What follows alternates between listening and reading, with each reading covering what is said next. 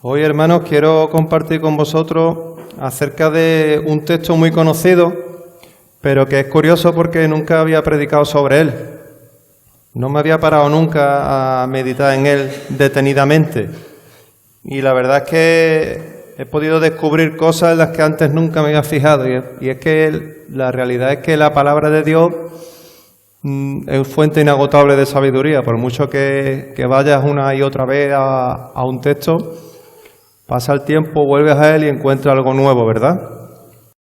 Y precisamente esto es lo que me ha pasado en el capítulo 20 de Mateo, que os voy a invitar a que abráis la palabra de Dios por ahí. Capítulo 20 del Evangelio de Mateo, que habla sobre la parábola de los obreros de la viña. Este es un texto, es un momento especial en el que Jesús enseña acerca del reino de los cielos. Y hay varios sitios en los evangelios donde el Señor enseña algunos detalles acerca del reino de los cielos. Lo repite en varios sitios.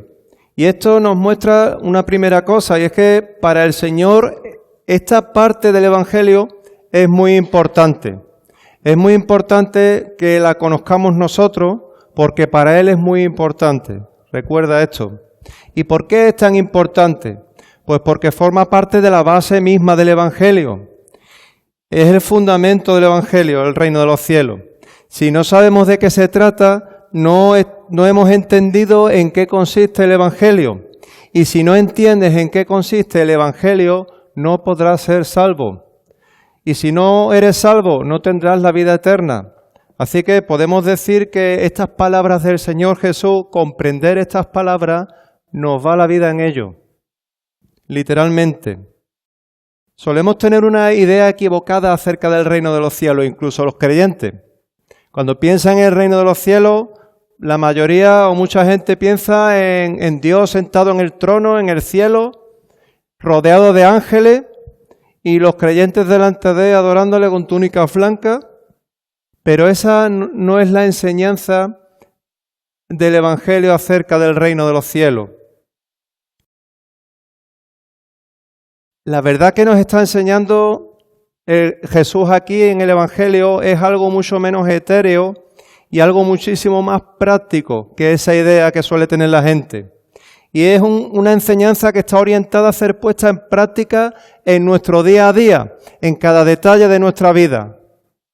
Y muchísimo más de lo que incluso los cristianos nos imaginamos. A los que ya somos parte de la Iglesia de Dios, tenemos que conocer esta enseñanza acerca del reino de los cielos porque de lo contrario no podríamos ser discípulos fieles. Sería totalmente imposible. Y si no somos discípulos fieles, no vamos a poder tener una relación sana con nuestro Señor.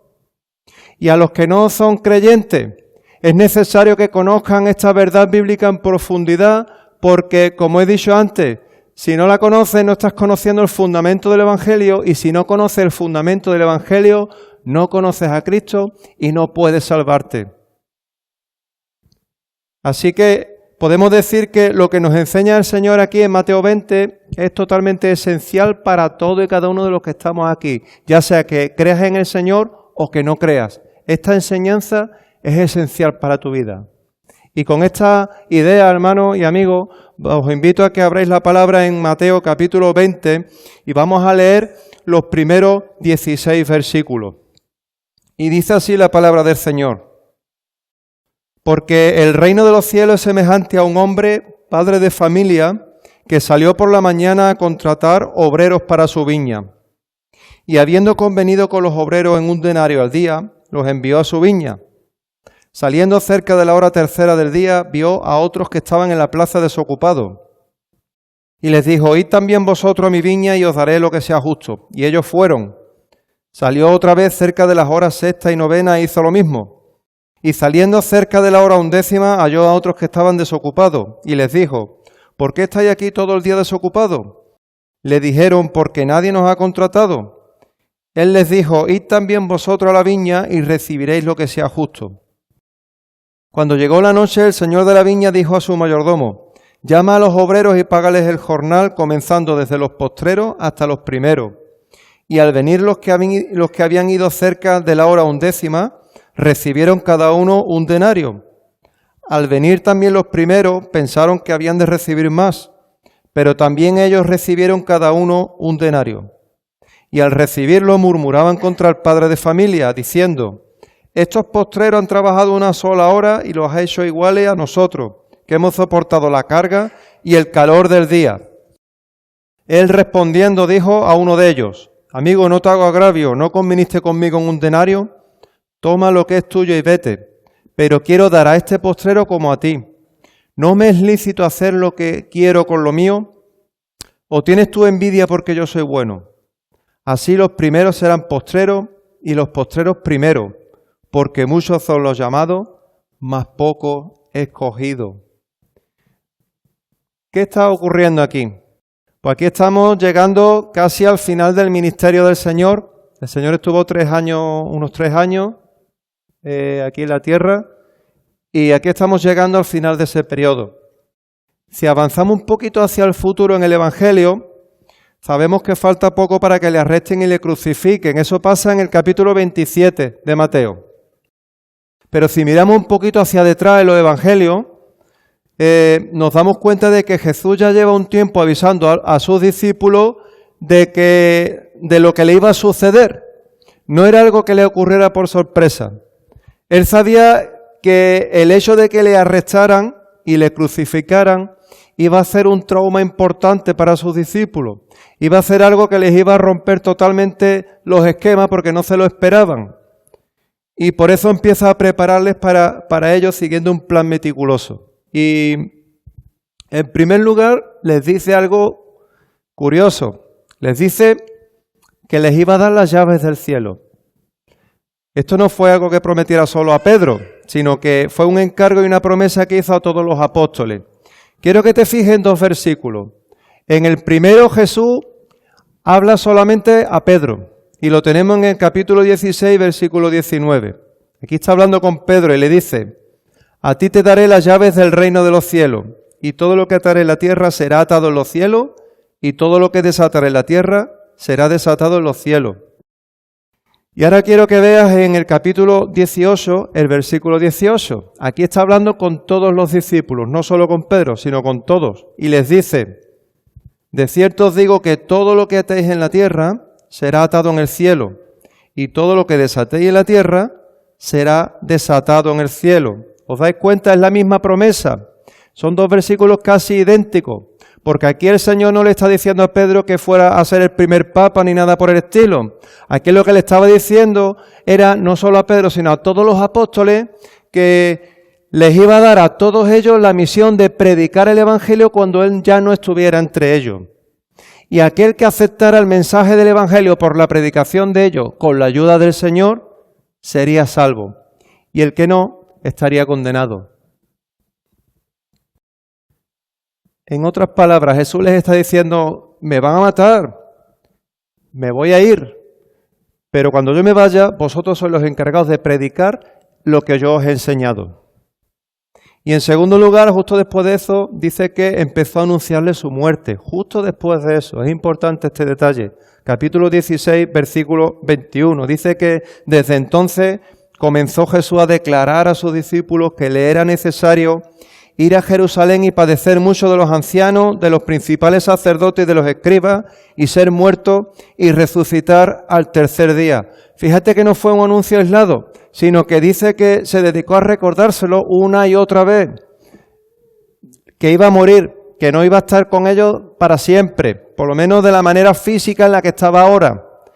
Tenemos 5 avisos a lo largo de Mateo recordándoles que iba a morir. En el capítulo 16, en el 17, en el 20, las palabras de los labradores malvados en el 21 y en el capítulo 24. Pero en tercer lugar, al mismo tiempo que les dice que va a morir, les dice una y otra vez que va a resucitar, que va a vencer a la muerte y que cuando venza la muerte subirá con el Padre a los cielos y regresará, pero esta vez no como siervo, sino como juez, con toda su gloria, para juzgar a las naciones. Y esto lo hace hasta 7 veces a lo largo de el Evangelio de Mateo, para que les quedase bien claro. En el capítulo 16, en el 17, en el 20, en el 22, en el 24 y en el 25 2 veces. Y por último, en cuarto lugar, en los últimos días de su ministerio, Jesús se preocupa de enseñarle a sus discípulos en detalle en qué consiste el reino de los cielos. En resumen, el Señor aquí lo que les está diciendo es: me van a matar, pero no os preocupéis porque ya sé que esto a mí va a pasar, no me coge de sorpresa, está en mis planes, pero resucitaré y volveré en gloria para juzgar a las naciones, para darle la vida eterna a aquellos que crean en mí y la condenación eterna a aquellos que no crean en mí. Y mientras que no vuelvo, vosotros sois los encargados de predicar el mensaje del Evangelio. Eso es el resumen de los últimos capítulos del Evangelio de Mateo. Pero, yéndonos a Mateo capítulo 20, quiero que imaginen la escena que nos encontramos aquí, para que te puedas hacer una mejor idea de lo que está pasando. Aquí tenemos a Jesús predicando por las calles de Judea y ahora mismo está ahí sentado enseñando a la gente y un poco más cerca de él están sus discípulos. Yo me los imagino con la boca abierta, absorbiendo como esponja cada palabra que el Señor está diciendo. Y en ese momento llega un joven que dice que era rico y le dice: Señor, ¿qué haré para heredar la vida eterna? ¿Qué más me falta, dice, para alcanzar la vida eterna? Entonces Jesús le dice: si quieres ser perfecto, anda, vende lo que tienes y dalo a los pobres y tendrás tesoro en el cielo y ven y sígueme. Y dice la palabra que este joven no estuvo dispuesto a renunciar a sus riquezas y se marchó triste, porque sus riquezas eran más importantes que Jesús. Pues sabiendo el contexto que rodea toda esta historia, ¿qué puedo aprender de esta parábola y cómo puedo ponerlo en práctica en mi vida? Viendo lo que Jesús le dice al joven rico, en este momento Pedro le lanza una pregunta al Señor que encontramos en el capítulo 19, versículo 27. Pedro le pregunta a Jesús: he aquí nosotros lo hemos dejado todo y te hemos seguido. ¿Qué pues tendremos? Pedro le viene a decir: bueno, nosotros te hemos seguido y lo hemos dejado todo. ¿Y tú qué nos das a cambio? No sé a ti, pero a mí me parece que Pedro aquí fue un poco más valiente de la cuenta. Yo no sé si me hubiera atrevido a preguntarle al Señor esto de esta manera. Pero Pedro se lo preguntó. Se tomó esa confianza con el Señor. Y vemos que Jesús no le reprende por hacerle esta pregunta, sino que ve la necesidad espiritual que tiene Pedro, ve esa necesidad de aprender, y el Señor le ve con amor y le responde y le discipula y le enseña, no solo a él, sino al resto de discípulos y a nosotros. Y en el versículo 30 del capítulo 19 le dice: muchos primeros serán postreros y postreros primeros. ¿Y qué significa esto? Pues precisamente la explicación a esta verdad bíblica la encontramos en la parábola de los obreros de la viña, que acabamos de leer. Fijémonos en un detalle. Cuando Pedro le hace esta pregunta al Señor: lo hemos dejado todo, ¿qué tendremos a cambio? ¿Dónde tenía puesto el foco Pedro? ¿En qué estaba pensando Pedro en este momento? Estaba pensando en este mundo. Estaba pensando en que había renunciado a todo por seguir a Jesús, en pasar menos tiempo con su familia, en no atender su trabajo como lo estaba haciendo porque pasaba más tiempo con Jesús, en cambiar sus rutinas diarias aquí en la tierra porque ahora iba con Jesús hacia una ciudad y hacia otra, etc. Y cuando pensaba en la recompensa, también, por lo menos en parte, estaría pensando en una recompensa aquí en la tierra. ¿Qué me das a cambio? Pero sin embargo es curiosa la respuesta de Jesús ante esa pregunta de Pedro. La respuesta la tenemos en los versículos 1 y 2 los versículos 1 en adelante de Mateo 20. Jesús le responde ante ese foco puesto en las cosas de este mundo, le responde hablándole del reino de los cielos. ¿Te das cuenta? Dice: porque el reino de los cielos es semejante a un hombre, padre de familia, que salió por la mañana a contratar obreros para su viña, y habiendo convenido con los obreros un denario al día, los envió a su viña. Pedro y el resto de discípulos tenían que comprender que debían poner el foco en las cosas de Dios. Tenían que tener puestas la mirada no en las cosas de esta tierra, sino en las cosas de Dios, en el reino de los cielos. Y fíjate cuáles son los elementos que componen ese reino. Primero tenemos al padre de familia. El Señor es el único dueño y soberano en ese reino. Pero es que además dice que es un padre de familia, es decir, Él tiene una familia a su cargo, una familia a la que ama, y una familia por la que se preocupa y a la que quiere cuidar. Podemos decir así, de esta manera, que estamos gobernados por un rey bueno, que nos ama y que nos cuida. En segundo lugar tenemos a los obreros de la viña. Son aquellos que trabajan para el Señor y que como buenos obreros hacen lo que su Señor les dice, sin discutir. Si te fijas aquí, los obreros al principio no discuten. Aquí vemos que no hay explotación laboral de ningún tipo. Antes de empezar el trabajo ya sabían cuál era el trabajo que había que hacer y cuál iba a ser la paga. Un denario. No hacía falta sindicato, no hacía falta amenazas de huelga ni nada de eso. Todos sabían cuál era su trabajo, que era cuidar la viña, y todos sabían cuál era su salario. En tercer lugar, aquí tenemos a la viña. La viña es la iglesia de Dios. El Señor cuenta con sus obreros para cuidar de la iglesia bajo su dirección y su protección. Y en cuarto y último lugar tenemos el salario. El Señor recompensa a los obreros que hacen lo que Él les dice. ¿Y cuál es esa recompensa? Pues la salvación y la vida eterna, que aquí viene representada por ese denario que el padre de familia le da a los obreros. Este es el reino de los cielos. Así que, como recordaréis los que hicimos en su día aquel discipulado hace unos años sobre el reino de los cielos, ¿os acordáis? El reino de los cielos es nada menos que el pueblo de Dios haciendo la voluntad de Dios en el lugar que Dios nos ha puesto. Es decir, que el reino de Dios no se refiere solamente a una cosa futura que todavía no ha sucedido, no.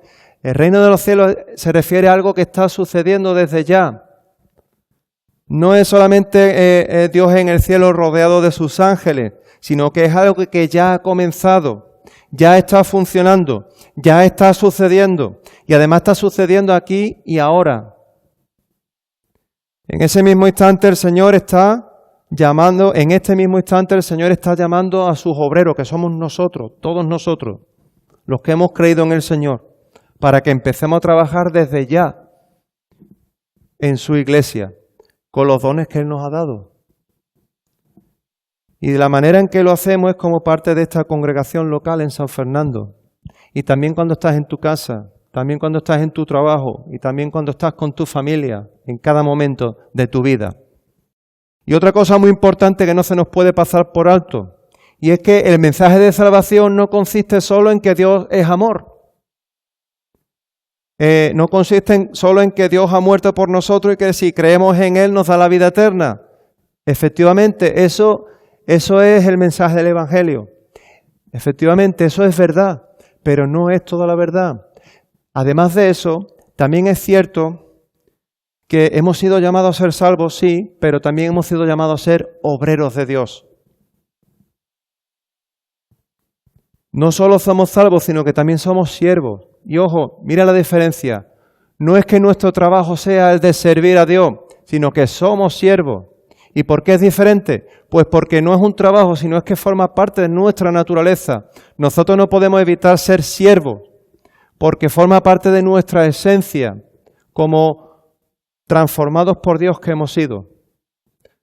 Y yo como siervo de Dios soy alguien que necesariamente tengo que servir. No puedo evitarlo, porque forma parte de mi naturaleza. ¿Entiendes la diferencia? Así que esto nos tiene que llevar a hacernos una primera pregunta en esta mañana. ¿Estoy yo sirviendo al Señor? ¿Estoy yo sirviendo en la iglesia de alguna manera? ¿Tengo claro cuál es mi lugar, cuál es mi ministerio dentro de mi congregación? ¿Estoy haciendo lo que Dios me ha llamado a que haga? Si no es así, le tengo que pedir al Señor que por su Santo Espíritu me ayude a encontrar qué es eso a lo que el Señor me está llamando. porque en eso consiste el reino de los cielos, en ponerme manos a la obra. Y para eso tengo que saber qué es lo que el Señor demanda en mi vida. En esta parábola Jesús nos enseña algo más acerca de este reino y lo tenemos en el versículo 3.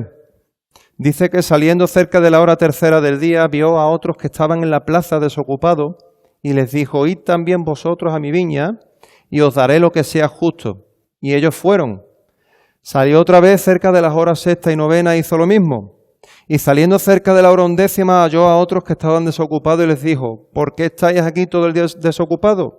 Les dijeron: porque nadie nos ha contratado. Él les dijo: id también vosotros a la viña y recibiréis lo que sea justo. Aquí vemos que el Señor nos llama a todos los obreros al mismo tiempo. ¿La viña es la misma para todos? Sí, pero el Señor llama a unos en un momento y a otros en otro momento. Tenemos el grupo de la hora tercera, el de la hora sexta, el de la hora novena, el de la hora undécima y el que llevaba el día entero. Y sin embargo dice que a todos ellos les va a dar lo que sea justo. Aquí tenemos otra gran verdad bíblica, hermanos, y es que no hay ni uno de nosotros que pueda decir con razón que Dios no ha sido justo con él. ¿Crees que Dios no ha sido justo contigo de alguna manera? Te equivocas. Para Él no hay favoritos en la iglesia. Para Él no hay privilegio entre unos y otros. Todos los trabajos tienen para Él el mismo valor dentro de la iglesia. Porque solo hay una cosa que el Señor demanda de todos y cada uno de nosotros. Y eso lo demanda de todos. Y es que obedezcamos.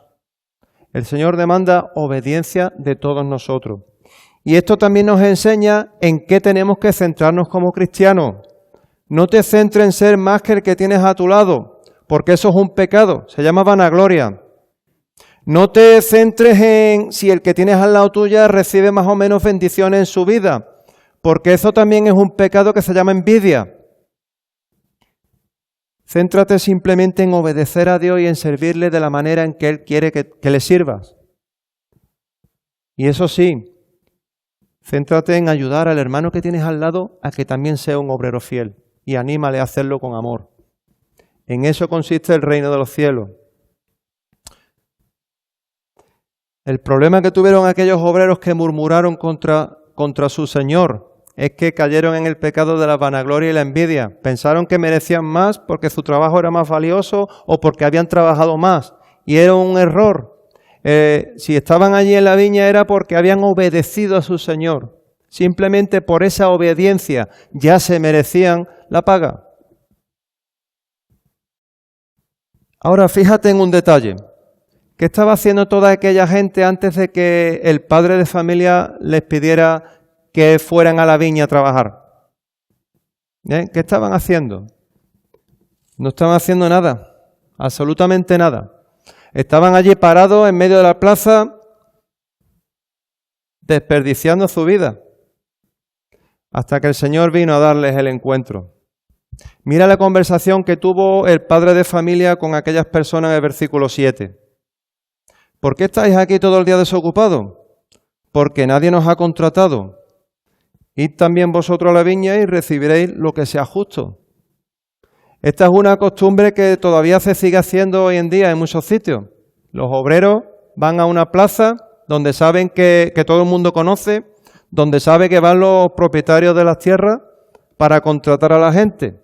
Y llegan los propietarios, eligen a los obreros, los montan en la furgoneta y a trabajar. Esto es básicamente lo que está ocurriendo aquí. Pero, ¿y si el propietario de las tierras no va? Pues los obreros no tienen nada que hacer, desperdiciar sus vidas.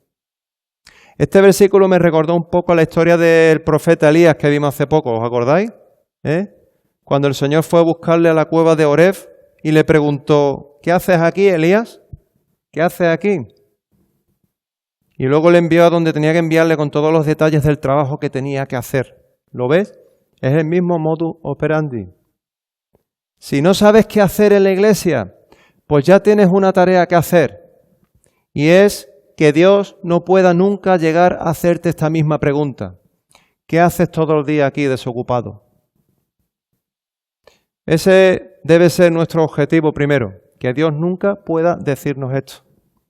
El Evangelio nos habla de salvación, sí, pero también nos habla de un trabajo que tenemos que hacer y de un pago por ese trabajo, o bien de un pago por no haber querido hacer ese trabajo. Así que ahora en el versículo 8 llega un momento muy importante para el reino de los cielos, que es el día de la paga.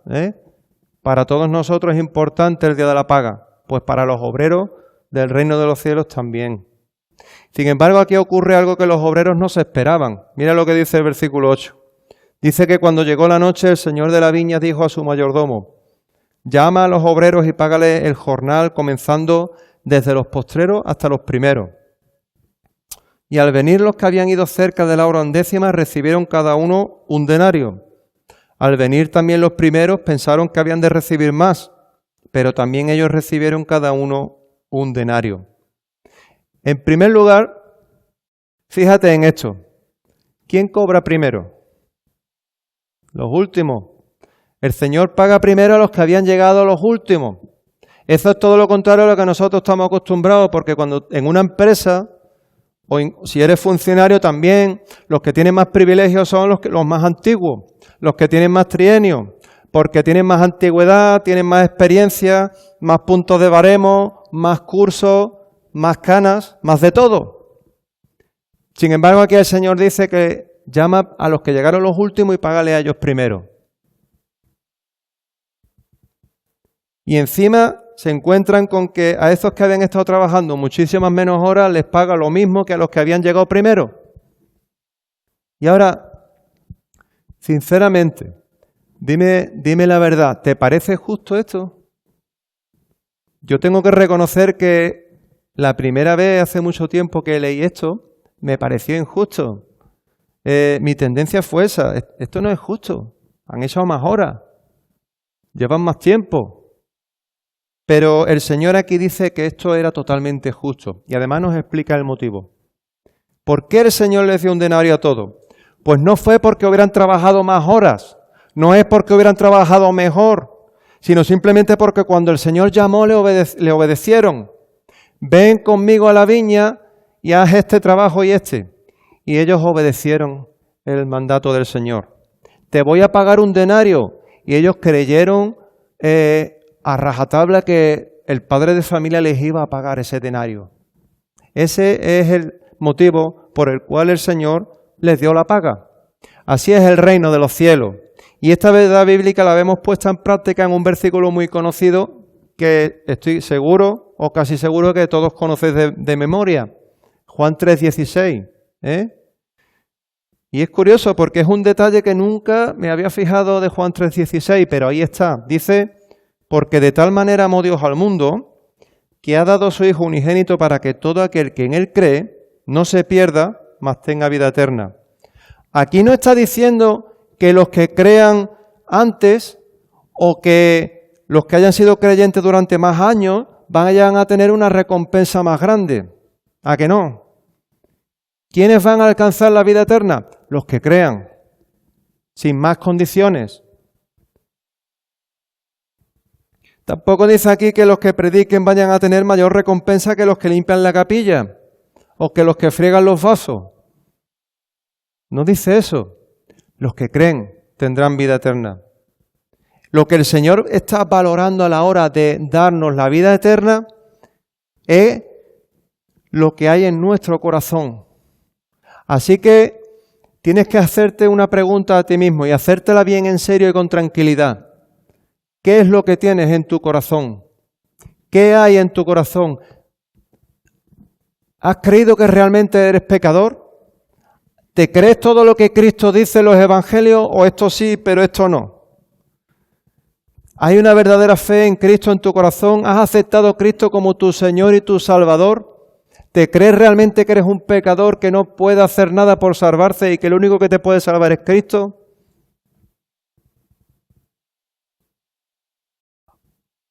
¿O sigues pensando que sin su ayuda puedes salir de esa plaza y dejar de desperdiciar tu vida? ¿Crees que sin su ayuda puedes colarte en la viña del Señor y decirle déjame pasar y Él te va a dejar pasar? No, eso no es así. Todo aquel que en Él cree tendrá vida eterna y el que no, no tendrá vida eterna. Es así de sencillo. El Señor te entregará tu denario si has creído en Cristo. El Señor te entregará ese pasaporte como ciudadano del reino de los cielos y serás anotado en el libro de la vida como parte de la iglesia de Dios. Pero aquí hay algo todavía más maravilloso, hermano, como parte de la familia de Dios. Porque la diferencia entre el reino de los cielos y cualquier empresa es que los obreros no son simples obreros, sino que pasan a formar parte de la familia de Dios. Él nos ha adoptado como hijos suyos. Y eso me parece un gran privilegio que ni merecemos ni en la vida podremos pagarlo con nuestros propios medios. Dice el versículo 11 que al recibirlo, hablando de la paga, murmuraban contra el padre de familia diciendo: estos postreros han trabajado una sola hora y los ha hecho iguales a nosotros que hemos soportado la carga y el calor del día. Aquellos obreros que llevaban más tiempo, que habían sudado más que los demás, que habían pasado más calor, pensaban que eran mejores y que merecían algún tipo de privilegio, pero no fue así y reaccionaron murmurando y rebelándose contra su Señor. Hay una razón muy sencilla por la que todos vamos a recibir la misma paga y es porque nuestras obras no influyen en nuestra salvación. Y por mucho que hagamos y por muchos años que sirvamos al Señor, eso no va a servirnos para ser salvos. No puedes hacer nada como mérito para ser salvo. Esto es muy importante, no puedes hacer nada como mérito para ser salvo. Pero aquí está la clave. Esta es la clave. Que el Señor Jesús murió y te dio acceso al reino de los cielos. Los que creemos en Cristo Jesús como nuestro Salvador, sí que recibiremos esa paga de la vida eterna, porque es Cristo el que hizo el trabajo. Es Cristo el que hizo realmente todos los méritos para que pudiéramos ser contratados y cobrar. Y mirad lo que dice en Gálatas 2, versículo 16. Sabiendo que el hombre no es justificado por las obras de la ley, sino por la fe de Jesucristo. Nosotros también hemos creído en Jesucristo para ser justificados por la fe de Cristo y no por las obras de la ley, por cuanto por las obras de la ley nadie será justificado. Más claro, imposible. Este es otro misterio revelado del reino de los cielos, y es que yo no puedo ser declarado justo delante de Dios, pero Cristo me justificó. Cristo me hizo justo. Yo no puedo ser declarado merecedor de nada delante de Dios, pero Cristo lo hizo por mí. Y me lo regaló porque me ha amado y porque me amará por siempre. Así que gloria a Dios por ello. Versículo 13. Dice que él respondiendo dijo a uno de ellos: amigo, no te hago agravio. ¿No conviniste conmigo en un denario? Toma lo que es tuyo y vete. Pero quiero dar a este postrero como a ti. ¿No me es lícito hacer lo que quiero con lo mío? ¿O tienes tu envidia porque yo soy bueno? Quiero terminar con lo que creo que es la mejor forma de hacerlo, que es utilizando la misma conclusión que utiliza el propio Señor Jesús, ¿verdad? Y lo encontramos en el versículo 16. Es un resumen perfecto a la enseñanza del día de hoy. Dice el Señor Jesús que los primeros serán postreros y los postreros primeros, porque muchos son llamados, mas pocos escogidos. Y esta conclusión de Cristo tiene un doble mensaje. Tiene un mensaje para los que aún no forman parte de la iglesia, a los que no son todavía ciudadanos de este reino de los cielos del que está hablando el Señor. Aquí nos está mostrando que no soy yo quien escoge a Dios, sino que es Dios quien me escoge a mí. Está mostrando mi impotencia para llegar a Dios. Está mostrando mi impotencia para que Dios me justifique. Es Dios quien me escoge a mí. Hoy en día hay mucha gente que piensa que puede hacer cosas para que Dios se fije en él y que puede hacer algo por sí mismo para salvarse. Empiezan a acumular buenas obras. Hay quien incluso lleva un cuaderno de todas las cosas que ha hecho, y empieza a hacer grandes cosas creyendo que así ganan méritos para que Dios les abra las puertas del cielo. Y en realidad lo que están haciendo es desperdiciar su vida, porque están cerrando sus ojos ante una gran verdad que es básica en el Evangelio, que es que el que cree en Jesús es salvo, que el que hizo los méritos para que yo pueda ser salvo y justificado es Jesús, y yo no puedo hacer nada por mis propios medios. Y mientras siga intentando llegar a Dios por mis propios medios, estaré desperdiciando mi vida. Como aquel joven rico que acababa de marcharse de allí triste. ¿Os acordáis? Desperdició su vida. Las buenas obras están bien y además son necesarias, pero no son un medio para alcanzar la salvación, sino una consecuencia de haber sido antes salvo. Una consecuencia de que Dios ha transformado mi vida. Y como Dios ha transformado mi vida, Él me convierte en obrero. Y yo como obrero sirvo a Dios con buenas obras. Buenas obras que Él ha puesto en mi corazón poner en práctica. ¿Ves la diferencia? Yo dependo de Cristo como el único medio para llegar a Dios. Si yo hago algo bueno es porque Dios ha puesto en mi corazón el hacerlo. Si yo pienso algo bien, es porque Dios ha puesto en mi corazón por su Santo Espíritu sabiduría para entender sus verdades. Mientras sigas pensando que puedes hacer algo por ti mismo para ser salvo, seguirás condenado. Ese no es el camino. ¿Sabes cuál es el camino? El camino es Cristo. Hay un versículo que también estoy seguro que lo sabréis de memoria casi todos, que es Juan 14:6. Yo soy el camino y la verdad y la vida. Aquí está hablando Jesús. Nadie viene al Padre sino por mí. Piensa en esto. ¿Cuándo empezaron aquellos obreros a trabajar? Cuando el Señor fue a buscarle. ¿Y el Señor cuándo decidió darle la recompensa? ¿Cuando acabaron el trabajo? No. Cuando decidieron obedecer al Señor, a su Señor, e ir a la viña. En ese momento, porque obedecieron. Yo no soy nadie delante de Dios. Yo soy solo una persona tirada en medio de la calle, sin esperanza, que necesita que alguien me ayude. ¿Y sabes quién es el único que puede ayudarte? Cristo. Porque Él murió en la cruz. Y derramó su sangre por ti porque te ama. Y por otro lado aquí Jesús se está dirigiendo a los que ya somos parte de la iglesia. A los que ya somos parte del reino de los cielos. Y nos da la respuesta a esa misma pregunta que le acaba de hacer Pedro. Bueno, yo lo he dejado todo por ti y ahora ¿yo qué recibo a cambio? Y el Señor nos llama a poner el foco en las cosas de Dios. Está bien que pensemos en la recompensa que vamos a recibir cuando servimos a Dios. Está bien, no es pecado. Por eso el Señor Jesús no reprende a Pedro. Está bien. Pero el Señor nos advierte aquí para que no caigamos en un error en el que muchos caen. Que es que lo importante para el Señor no es que hagamos muchas cosas o que busquemos las tareas más llamativas o entre comillas, más atractivas dentro de la iglesia. No. Tampoco tenemos que buscar que los demás nos alaben por lo bien que lo hacemos. Al revés. Si yo me equivoco con algo, dímelo, lo necesito. Tampoco tenemos que buscar que los demás nos vean como los más espirituales. Porque además eso sería pecado. Ese no tiene que ser nuestro objetivo. Nosotros, como obreros de Dios, tenemos que poner el foco en las cosas de Dios. Y en la obediencia y en la fidelidad hacia Dios. Recuerda estas dos cosas porque son muy importantes, son esenciales en la vida de un cristiano. Obediencia y fidelidad. Nada más y nada menos. Estas dos cosas se tienen que convertir en nuestra obsesión diaria. ¿Estoy obedeciendo a Dios? ¿Estoy siendo fiel a Dios? ¿Estoy haciendo lo que Él quiere en cada detalle de mi vida diaria?